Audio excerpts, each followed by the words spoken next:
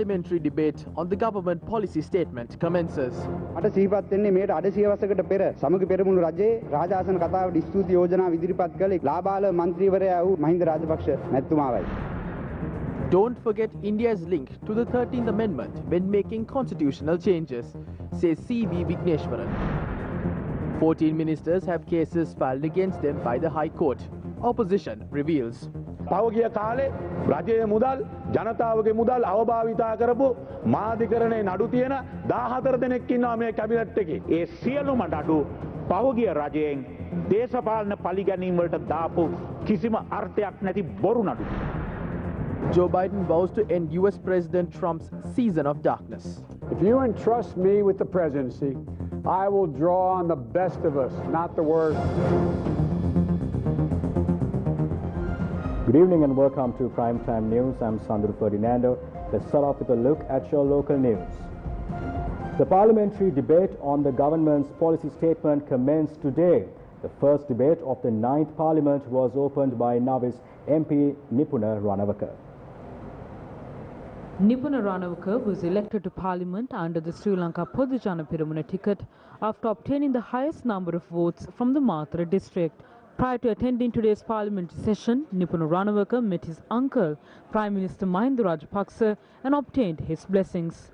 Subsequently, Nipuna Ranawaka opened the first parliamentary debate on the government's policy statement through a proposal. 2020 අගෝස්තු 20 වන දින I propose that the government's policy statement that was presented in Parliament on the 20th of August 2020 be approved following a debate. At this historic moment, I am reminded of Mahinda Rajapaksa, the youngest serving MP in Parliament in 1970 and now the Prime Minister, who delivered an appreciation proposal for the policy statement made at that time. I consider it a great honor for me to be given the opportunity to do the same before him, now half a century later. 1/4 of the population of Sri Lankans are members of the youth. The President and the Prime Minister aspire to incorporate the youth into the development plan of the country. A group representing the strong youth has been selected to this Parliament. As members of the youth, we are also proud of the fact that the Minister of Sports was once the captain of the national rugby team. Also, we must implement the President's concept of one country, one law. We also express our gratitude towards the program implemented by the President to repeal the 19th Amendment that staggered our country and draft a new constitution. The debate that was opened after a motion put forward by MP Nipuna Ranawaka focused on constitutional amendments. What is surprising is that the entire Parliament voted in favour of the 19th Amendment except for one parliamentarian. එක මන්ත්‍රීවරයෙක් හැරෙන්න අපි අගමැතිතුමා ඉන්නවා ගරු අගමැතිතුමා ඔතුමා හිතාමතානේ ඇවිල්ලා ඉන්නේ කියලා මන් දන්නේ නමුත් එක්සත් ජනතා නිදහස් සන්ධානයේ සම්පූර්ණයෙන්ම සහයෝගය දුන්නා. I don't know whether you are purposefully avoiding this. However, the entire United People's Freedom Alliance voted for this. Dinesh Gunawardena put forward amendments when we were reading out each section in the Constitution. He raised both his hands in agreement. Lakshman Kiriel is misleading the House. They promised to change the electoral system. They obtained votes by lying and deceiving us. We will not raise our hands for the bills that you will bring forward next week. We will raise our hands for the bills that are already before Parliament. Yesterday, the President said that the independent commissions will be abolished. Is this true? Why is it going to be abolished in a hurry? Is there a reason that you can't reveal? මොකද්ද හේතුව? මේකේ කියන්න බැරි හේතුවක් තියෙනවද? එක්සත් ජාතික පක්ෂයේ නායකත්වය The leadership of the United National Party has strapped the Parliament and the country. We wish to responsibly say that the 19th Amendment has restrained the President and disrupted day-to-day administration, while the independent commissions have transformed into a national dispute. The President will put forward a plan before Parliament to abolish the 19th Amendment. All of us can agree that the 1978 Constitution is outdated. A new constitution must be prepared to suit the modern society. There is no debate on that. The constitution must be prepared in a way in which it protects the rights of all people. We know how the constitution was amended in the past. There were certain flaws in the 19th Amendment. Those flaws can be wiped out by amending it. However, if the amendment is done in a way in which all parliamentary powers are concentrated into one individual, we are against that.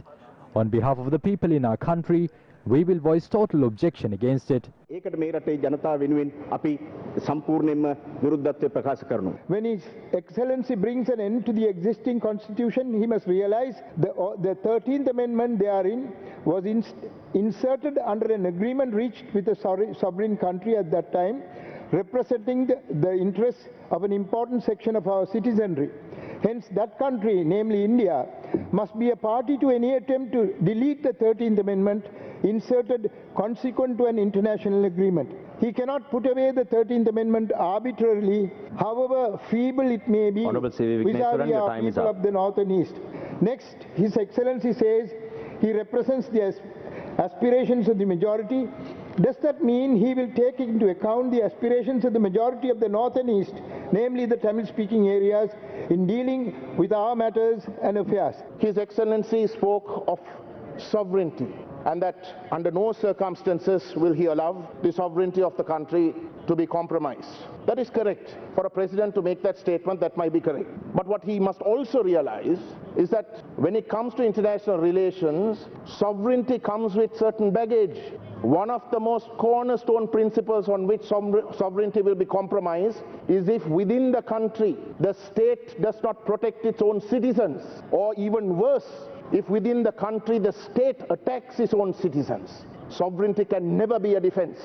This country has gone through a war. The whole world says that heinous crimes have been committed, and the state is the #1 accused party. Without accountability and being prepared to address those issues, you can never, this is not a point of order, please sit, you can speak when your turn comes. Sarath Veerasekara. Sometimes experts have said that there's no war crimes have been committed. So he's lying in this chamber. He's lying in this chamber. This is not a point of order. The victims of these heinous crimes stand as Tamils. The major victims stand as Tamils, and they have consistently said that genocide has been committed and that they want international accountability. Your time is up.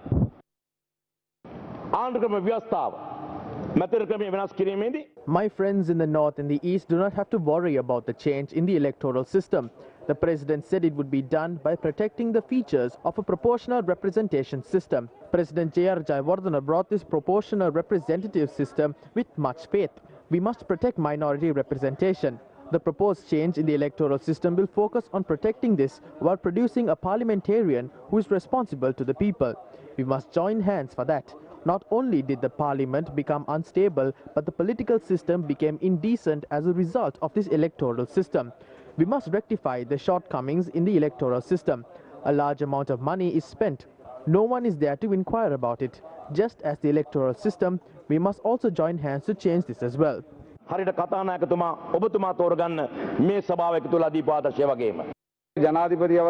The 20th Amendment must be done in a way in which it benefits the future generations and reaffirms the cultural freedom and religious freedom of the people. Yesterday, the President spoke about one country and one law. Such statements give the impression that different groups of people have their own laws. This tampers with cultural heritage. If the electoral system needs to be changed, it must be carried out by being mindful of various faiths being represented in Parliament. Be it the JVP, Vigneswaran or Pillayan, who once used weapons and is talking on behalf of the people, if it is done to reduce minority representation, then that is against democracy. While removing the 19th Amendment to the Constitution, our government, including Gotabaya Rajapaksa and Mahinda Rajapaksa, has a responsibility to introduce a mixed electoral system that will produce a parliamentarian who is suitable to the country and is responsible to his position. We must not forget that. Gotabaya Rajapaksa has spoken about a constitutional amendment in his policy to fulfill the aspirations of the people. The 19th Amendment might have been brought forward with a sincere intention. However, we saw how it was implemented. There were people attached to NGOs who followed foreign agendas in a system in which people who are hungry for dollars ruled the country. Therefore, my personal opinion is that the 19th Amendment must be abolished.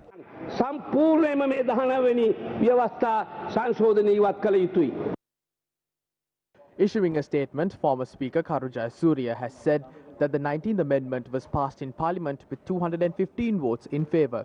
He said that the 19th Amendment was a near unanimous amendment to the Constitution. In his statement, the former speaker said that the majority of the approving votes came from the UPFA members led by former President Maithripala Sirisena.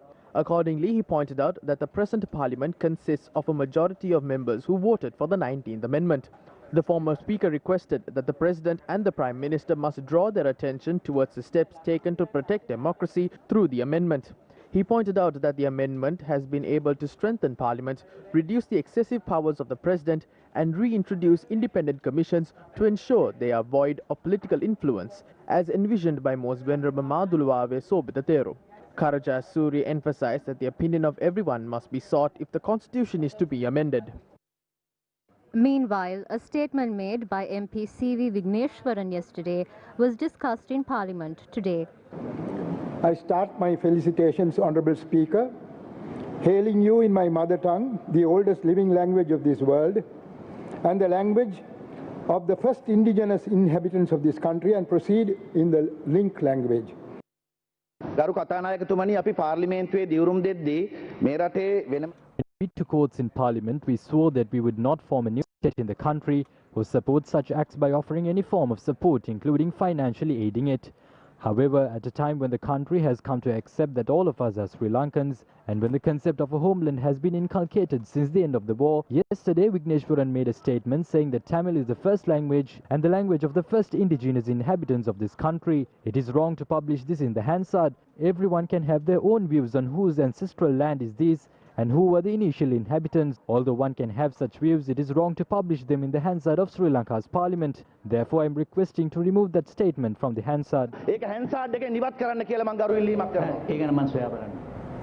Meanwhile, graduates who have been omitted from the list of unemployed graduates staged a protest in Colombo today. The protesters marched from the Fort Railway Station to the Presidential Secretariat.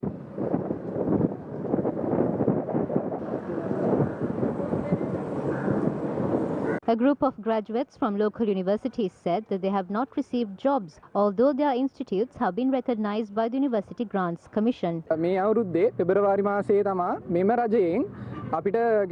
In February, the government issued a gazette for the position of development officer.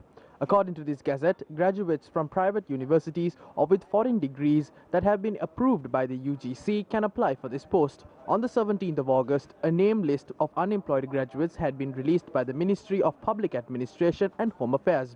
Graduates with foreign degrees have not been included in the list. They have been included in the rejected list. They have cited the reason for it as a foreign degree. We are filing an appeal now. We are providing our documents. If we don't receive a solution, we will take to the streets again. An official from the Presidential Secretariat met with the protesters. I feel that some people are trying to whip up an unnecessary problem here. The President is trying to resolve your problems. Those who want to resolve their problems can file an appeal. We will resolve your issues. If there are people who want to create a problem, you can leave now. We will talk with them separately. The problems faced by unemployed graduates were taken up in Parliament today. 40,092 graduates have been selected to undergo training. A large number of graduates who received their letters in February this year to undergo training and who had reported to their respective divisional secretariats are included in this list. The appointments of nearly 10,000 graduates have been cancelled without any reason due to their contributions to the Employees Provident Fund. Upon examining these matters, it can be clearly observed that the government has deceived them by hurriedly issuing letters inviting them for training and by not providing them with a chance to work after the election. How many graduates have received letters inviting them for training? Has the government given a definite number on the graduates who have completed their training? Will the government provide jobs to these graduates who faced injustice? Will the government brief the House on the steps it would take on behalf of the graduates who were disqualified over petty reasons? We have received 91,764 applications for our employment program for unemployed graduates. Among them, we have identified 59,556 as eligible individuals. The relevant instructions have been issued to the departments based on the advice of the President, the Cabinet and the Prime Minister on 60,000 job appointments, including 6,187 applicants contributing directly to the EPF. The President reiterated this clearly yesterday. Based on these instructions, the process of notifying them has begun. If graduates who hold degrees accepted by the University Grants Commission and those which are offered by 100 certified degree awarding institutes file an appeal, we have instructed to consider them as well. The text of the President's speech quotes him as saying that 50,000 jobs would be given, although he has said 60,000 in his speech. There is a disparity. I wish to know which is correct. The opposition leader and the previous government were unable to assist anyone. Using the graduates, you are trying to unleash your hate on us after your election defeat. You have been rejected.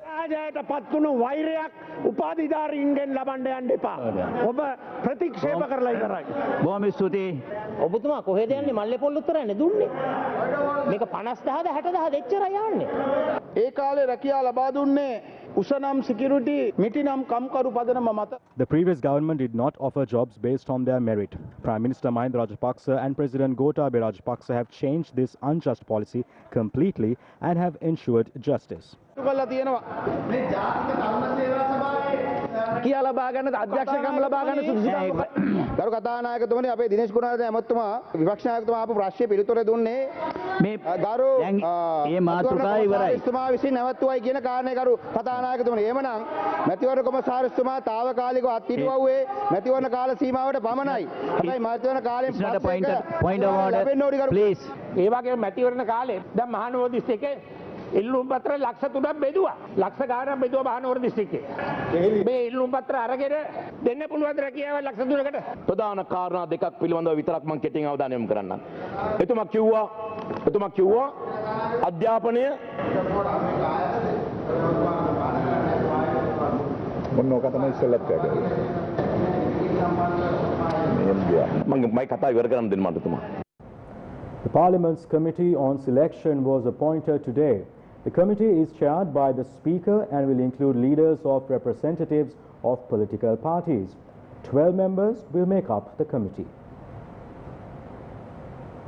The Committee on Selections of the 9th Parliament includes Nima Siripala de Silva, Dinesh Gunawardena, Johnston Fernando, Douglas Devananda, Dalasalaha Peruma, Vimal Veerawansa and Prasanna Ranatunga.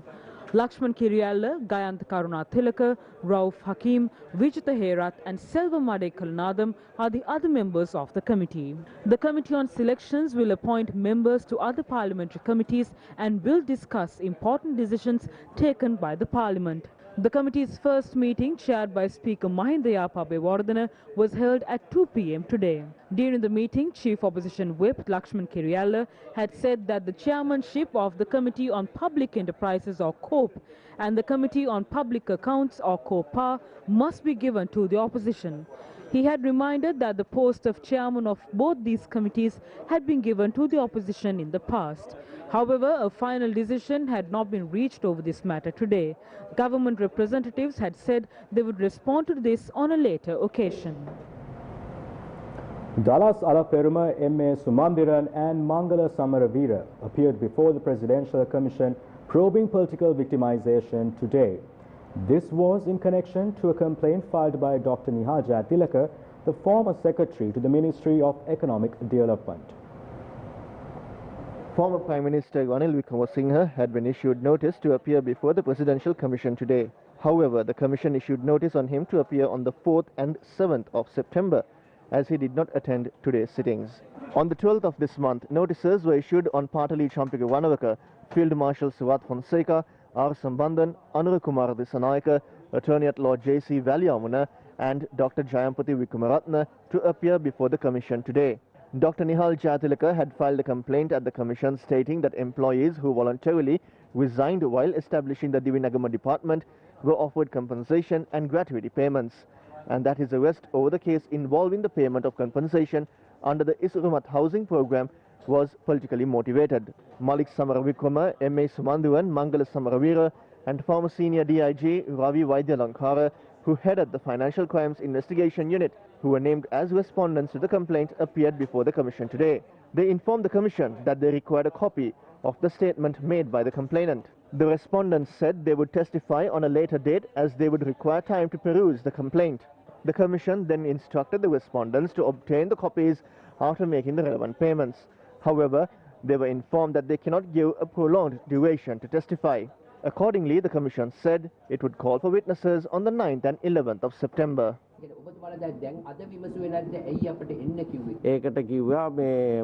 They said that someone had complained over the anti-corruption unit set up during the previous government. We were summoned to inquire about it. I feel that it is we who have been politically victimized. We have been in politics for a very long time. I didn't face any accusations of politically victimizing any official as a minister. If there is a mistake, then a commission must be appointed to look into that. There is no fault in that. In 2015, our government was given the mandate to investigate fraud and corruption under the Rajapaksa administration and to punish them. The people punished us again in 2019 since we failed to do that. In 2015, the people gave the mandate to punish the corrupt individuals. However, since it didn't take place under President Sirisena, the people punished us in 2019 and 2020. That is what has happened. It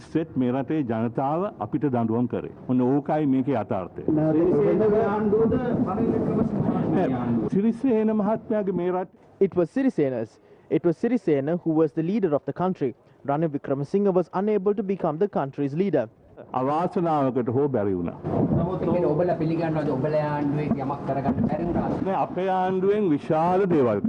We did great things in our government. Although we steered the country onto the right track, we couldn't complete it. We couldn't imprison the thieves as required by the people. The government failed on the part of catching the thieves. We were highly successful in developing the country.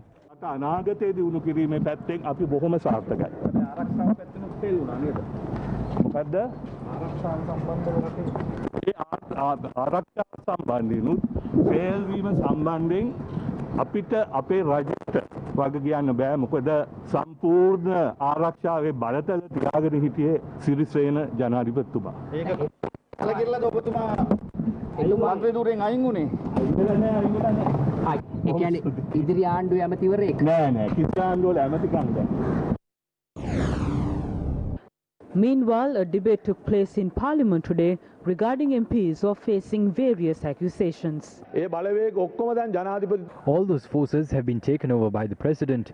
Those forces comprise of venomous factions. All of them have joined the ruling party, and this is how they secure a two-thirds majority. Going forward with them is the main challenge for the president. There are 14 members in the cabinet who have been charged for misusing public funds in the past. They have cases against them. The president claims he will create a lawful country. But with such members, how can they do this? How will the law be enforced?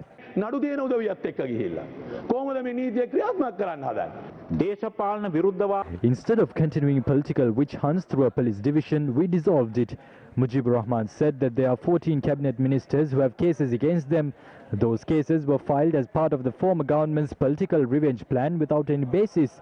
Therefore, such baseless cases will not hinder them to enter and represent Parliament. These were some of the views expressed by former President Maithripala Sirisena and several others in Parliament today. A farmer in Sri Lanka works only for 8 days during a period of 6 months, so they only work for 16 days during both the Ala and Maha seasons. This is the reality. How can we transform traditional farming into modern farming? In Sri Lanka, water management for agriculture is very poor. Water that can be utilized for agriculture goes to waste. Food and agriculture produce also goes to waste because of animals. Back then, when I was the subject minister, we observed how cultivations were destroyed because of monkeys. One monkey will eat all the fruits on one tree. As a Buddhist country, we do not inflict any harm on these animals.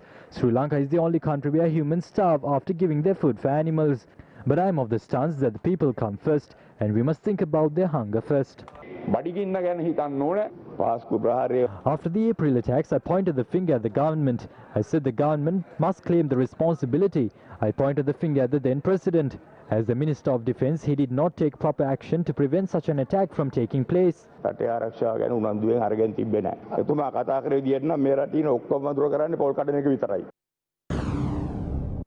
Meanwhile, former Minister Sagala Ratnayaka arrived at the police unit of the Presidential Commission of Inquiry probing the 2019 April attacks to provide a statement. Testifying before the Commission, former State Intelligence Service Director Senior DIG Nilantha Jayawardena has said that attempts to convey intelligence warnings on last year's April 21st attacks to former President Maithripala Sirisena had been unsuccessful as he was overseas.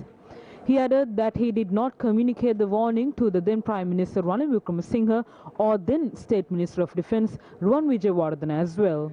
The witness said, and I quote, "The former State Minister of Defence had not positively engaged with regard to the information pertaining to these kind of matters, and I didn't have a continuous work relationship with him," unquote. Testifying further, the witness added that he received a warning about the attacks on the day of the bombings as well. He said his informant had notified him that the suicide bombers were likely to operate between 6 a.m. and 10 a.m. and that a Methodist church in Colombo was a target. Meanwhile, the former SIS director said that a separate inquiry must be carried out into the explosion at the Dehiwala Tropical Inn on the day of the attacks. Leaders of the Tamil National Alliance met with the Indian High Commissioner to Sri Lanka, Gopal Bagley, and senior officials at the Indian House this evening. According to a statement issued by the TNA, during the meeting, matters of concern to the Tamil people, particularly after the recently concluded general election, were discussed. The High Commissioner has congratulated the Tamil National Alliance on being returned to Parliament and assured India's continuous support in finding a resolution to the Tamil people's problems in Sri Lanka. The Tamil National Alliance, comprised of R. Sambandhan, Mave Senadiraja, Dharmalingam Siddharthan, Selvamade Kalanadam and M.A. Sumandiran. The human-elephant conflict continues to torment locals in rural areas and has claimed the lives of not only humans but elephants as well. This is yet another tragic report from the Polonnaru area of a local who fell into victim at the ongoing crisis. 80-year-old L.R. Arunollis breathed his last early this morning after a wild elephant attacked him. He fell victim to the attack on his way to the Polonnaru market from his residence in Athanakadavala. Arunollis wanted to sell his produce at the market and earn an income to make ends meet. The elephant who attacked him had devastated the paddylands and cultivations in the village and had left a trail of destruction. Locals claim that this tragedy could have been avoided if a functional electric fence was set in place. Since 2017 to date, 7 individuals have lost their lives due to elephant attacks on the Giritale-Bakamona main road. Wild elephants who had encroached the Siribopura, Hadilla and Katanavava villages in Hambantota last night had destroyed 2 houses and their cultivations. The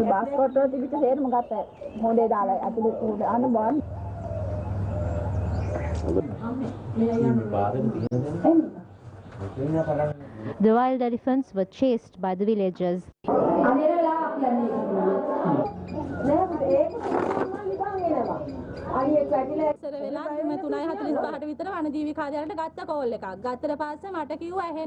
I called the wildlife department at around 3:45 in the morning. They said I was not clear. After they cut the line, I called the Hambantota police. The police asked me to call the wildlife department's head office. When I called the department, they scolded us in profanity. They said they don't have the vehicles to come. ඒ කටියට එන්නේ mobile නැහැල්ලු එන්න කෙනෙක් නැහැල්ලු අපිට වනදීවකින් කුණුහරුප කියලා අපිට පනිනවා. ගේ වටේම ඇවිදවිත කඩනවා ඉතින් කරන්න දෙයක් නැහැ. We had no way of chasing the elephants away. We had to use the torch and run around the house to chase them away. Officers from the wildlife department did not help us either. We had to hide with our children. A new ministry has been established for wildlife protection, adoption of safety measures including the construction of electrical fences and trenches, and reforestation and forest resource development. Will the establishment of such a ministry help resolve these problems? මේ මොහොත වෙනකොට විවිධ විශේෂඥයත් ඒ වගේම විවිධ සත්ත්වවේදීන් සහ පරිසරවේදීන් ඒ වගේම There are various solutions. We are holding a number of discussions with environmentalists and inventors and experts in the field. We will test these methods on the ground, and after broad discussions on these methods, we will implement the method that will bring about the least impact on the lives of both humans and elephants. We cannot implement piecemeal solution in a hurry to this issue. We should take measures to minimize the scale of the impact caused to the lives of both animals and the people. When a new government is appointed and you question them as to what the plan is to solve this issue, we cannot provide a direct answer. This is a 70-year-old issue and we need to find solutions to this. As far as possible, we must also avoid encroaching into areas where wild elephants roam. We need to be careful in these areas. I have seen some people approach wild elephants while they are on the road. We need to implement a method to minimize the number of wild elephants encroaching into villages. We have been using firecrackers to chase elephants for years now, but these methods are no longer effective, as elephants might also be going deaf.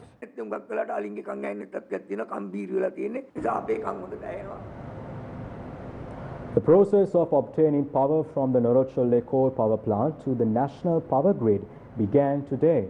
The manager of the power plant said that one generator out of the 3 units is functioning completely at present. The Norocholle coal power plant comprises of 3 power generators that each generate 300 megawatts of electricity. The first unit was installed in 2011, while the second unit was set up in 2014. The power generation system at the Norocholle power plant had malfunctioned due to a technical fault at the power transmission system at the Kerawalapitiya plant on the 17th.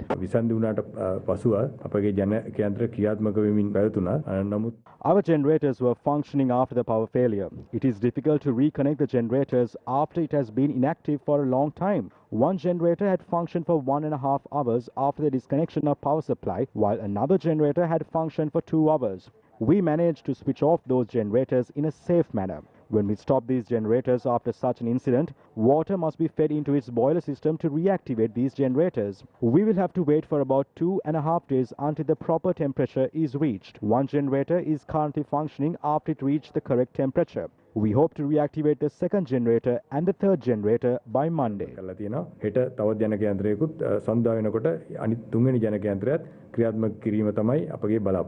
An engineer spoke about the steps that were taken to reactivate the generator.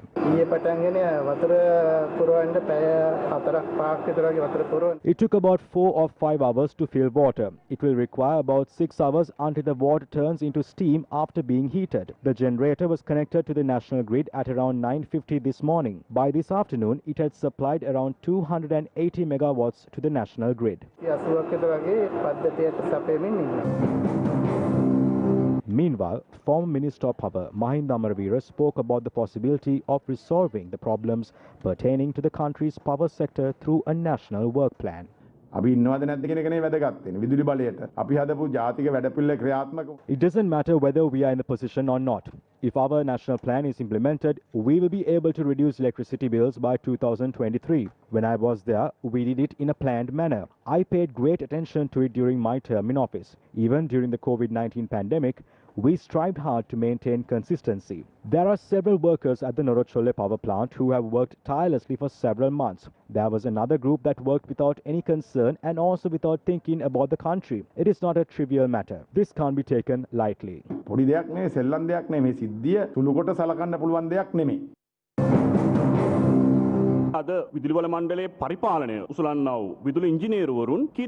How many engineers overlook administration at the Ceylon Electricity Board? More than 1,000. The power demand in the country during the days prior to the power failure was approximately 2,100 megawatts. So there is an engineer for every 2 megawatts. If this is the case, these engineers have used the power failure at the Norocholle power plant as an excuse to outsource power generation. There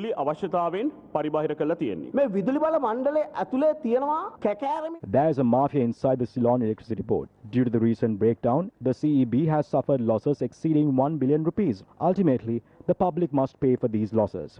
What about the losses suffered by the general public because of the power failure? The new cabinet ministers and state ministers have now begun their duties. Some of them allowed the media to cover several activities as well. A breakthrough ceremony was held today for the new Mutwal tunnel project. The event was attended by State Minister Dr. Lanka. The excavation of a new tunnel in Mattakulya for a rainwater management project in Colombo City has been completed. The project is being carried out by the Urban Development Authority and the Ministry of Housing at an estimated cost of $321 million. The project aims at effectively managing rainwater that is collected in the country's capital. The tunnel has been constructed to allow rainwater to flow into the sea near the Mattakulya Fisheries Harbour. 15,000 litres of water can pass through the tunnel within a second. The China Petroleum Pipeline Engineering Company is engaged in the construction of the tunnel that is 778 meters long. The acting Chinese ambassador to Sri Lanka, World Bank representatives and State Minister Dr. Lanka attended an event that was held to mark the completion of all activities on the tunnel. For Colombo to continue to prosper and provide good living conditions for its residents requires improved management of floods. These investments are needed more than ever as the world faces the consequences of climate change, as weather patterns turn unpredictable and we face more and more natural disasters. This is the only way forward to build the resilience of a country, its cities and its people. Economic growth came down, projects freezed, development got slowed down, and we went through a bad patch. But there's no point harping about those things anymore. So in that sense, I'm so glad the ministry that I'm in charge of, urban development, has started demonstrating what it can do. They have started moving fast. Agriculture Minister Mahindananda Alutgamage visited the Agriculture Department office in Peradeniya today.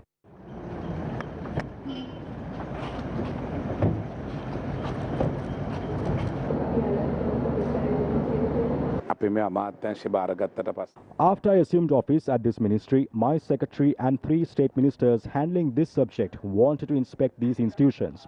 We will carry out an assessment and hold discussions and then convene a media briefing to reveal our plans for agriculture in the country. On that day, we will tell the country about our national plan for agriculture.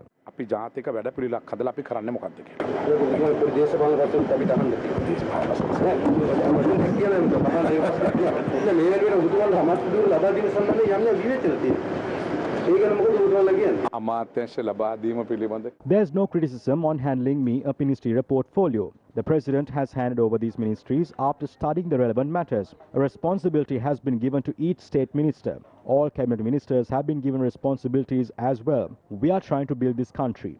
Therefore, it is not a problem for us.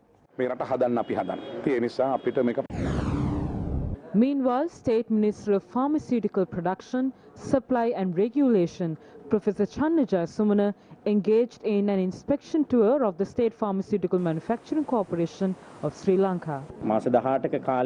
We have commenced operations at this factory to produce several medicinal drugs that are imported to the country at a very high cost.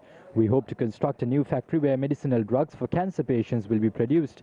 We held preliminary discussions in this regard. The President had to establish a separate ministry for pharmaceutical production, supply and regulation because the former government failed to address several issues in the sector. We refute allegations made by individuals who lost their position in Parliament because old medicine was newly labelled and distributed to the army. During a meeting with principals of several leading schools, Minister of Education Professor G.L. Pires said a cabinet paper will be presented to develop school curriculum to suit present standards. We will be presenting a cabinet paper to develop and reform the school curriculum. We will be presenting a framework for this. Before we reach a final decision, the reforms will be discussed at district level. The reforms will be discussed with students, past pupils, teachers, religious organizations and civil society representatives. We will take their feedback and analyze everything before reaching a final conclusion. We hope to initiate the process after the second week of September. A tense situation arose in Balangura today amidst claims of issuing license for an abandoned rock quarry in the Amathudagoda Grama Niladhari division. Our correspondent said that a solution was subsequently given to the issue.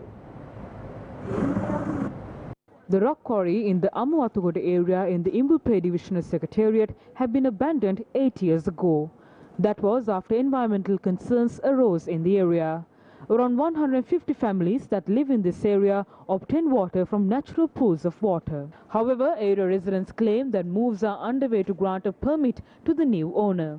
Officials attached to the Geological Survey and Mines Bureau, Central Environmental Authority and the Imbulpe Divisional Secretariat inspected the area today. A tense situation arose at that time.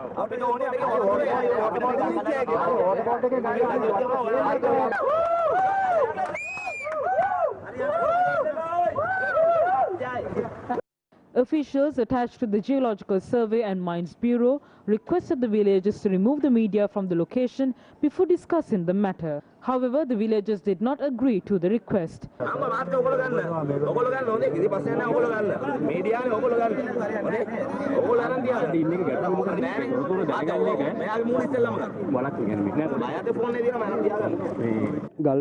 There is a rock quarry here. They are planning to obtain permission to operate the quarry. If that is done, the entire village will be affected. We are pleading not to allow this to take place. Earlier, around 250 cubes of rock were transported weekly from this area. Now the permit has been given to transport 750 cubes.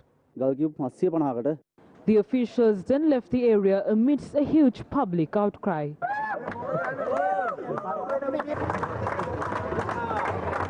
An individual believed to be the new license holder arrived at the location.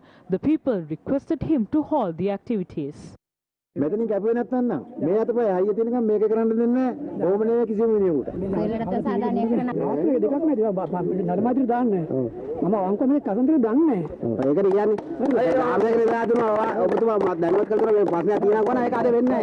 Area residents dispersed after the license holder promised that the rock quarry would not be operated. The Exat Bhikkhu Peramuna convened a media briefing today.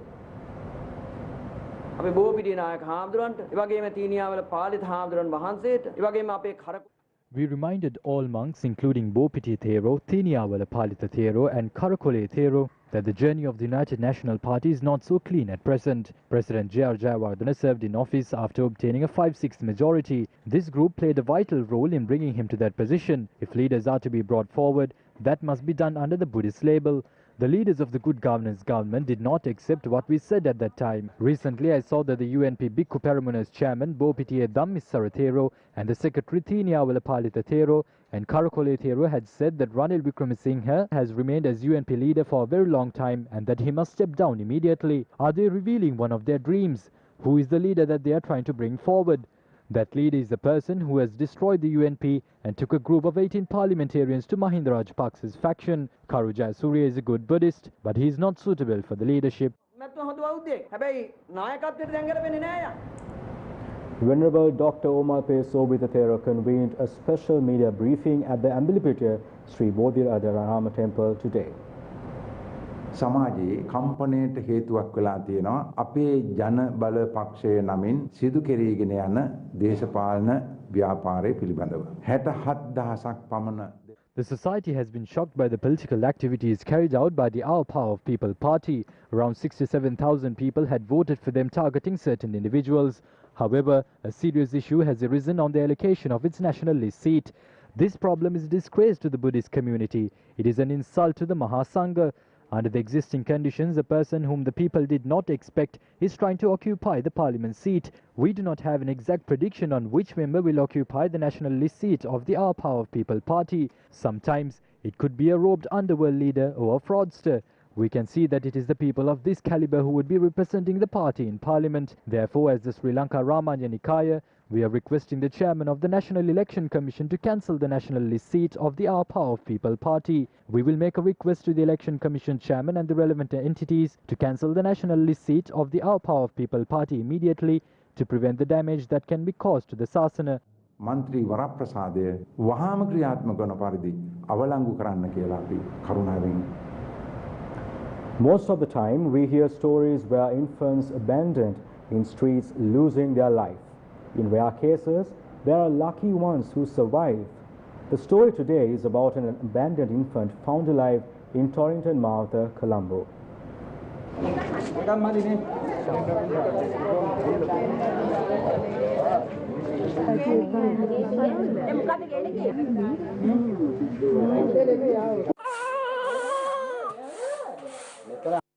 The newborn baby boy was found near the Sri Dhammatilaka Rama Buddhist temple in Hettewatta, Torrington, Colombo. The baby was spotted by a three-wheeler driver. At about 5 in the morning, I was driving my three-wheeler. When I came here for religious observances, I heard a baby crying. When I entered the premises, I saw a baby that had been left behind. I then called the area residents. We took the child, washed him, and then called the police. Subsequently, we called an ambulance. The police arrived at the scene with police canine units. They found several items from the area, including a sandal and a cloth which was used to wrap the baby.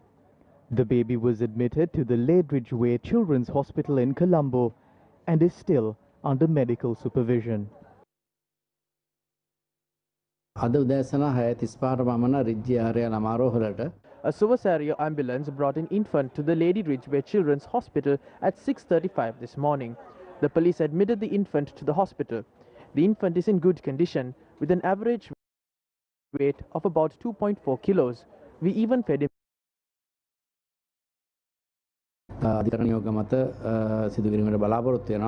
According to the National Child Protection Authority, a program has been initiated under which the government will accept children under the age of 1 whose parents find difficulty in raising them. The chairman of the authority, Professor Muditha Vidanapatirana, further explained about the program.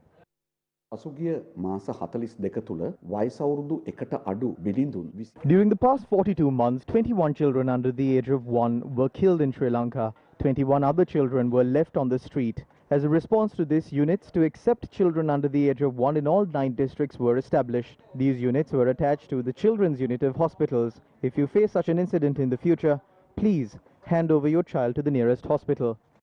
ඉදිරියට මෙවැනි අවස්ථාවක් ඔබට සිතුනොත් වහාම ළඟම තිබෙන A cannabis plantation at the Udabalave Reserve was destroyed today.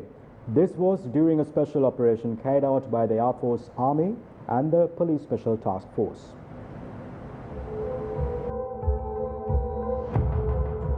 The operation was carried out under the supervision of Air Force Commander Air Marshal Sumangala Dias under the instructions of Defence Secretary retired Major General Kamal Gunaratna.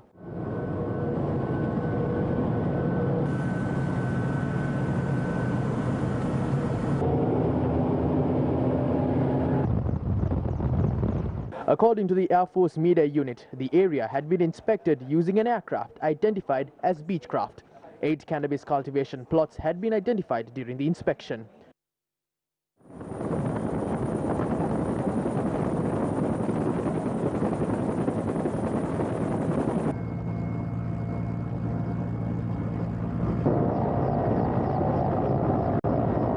Officers attached to the Police Special Task Force then entered the area. This was with the assistance of a Bell 212 and Mi-17 helicopter.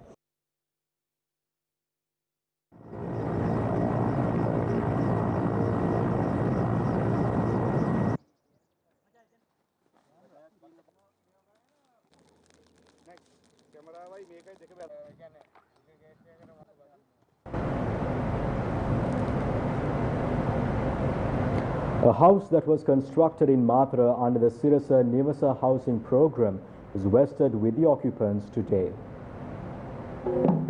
A house that was constructed in the Dummandia area in Kirinda, Mathura was vested with the occupants today.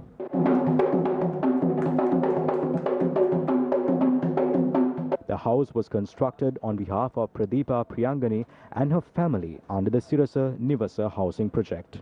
Nidra Veerasinghe, Group Director for Electronic Media Business of the Capital Maharaj Organization, was present during the occasion. A team of senior officials from the Sirasa Media Network and the commandant of the Mathura Army Camp, Upul Chandikar, were also present. And that's all the news for tonight. Do take care and good night.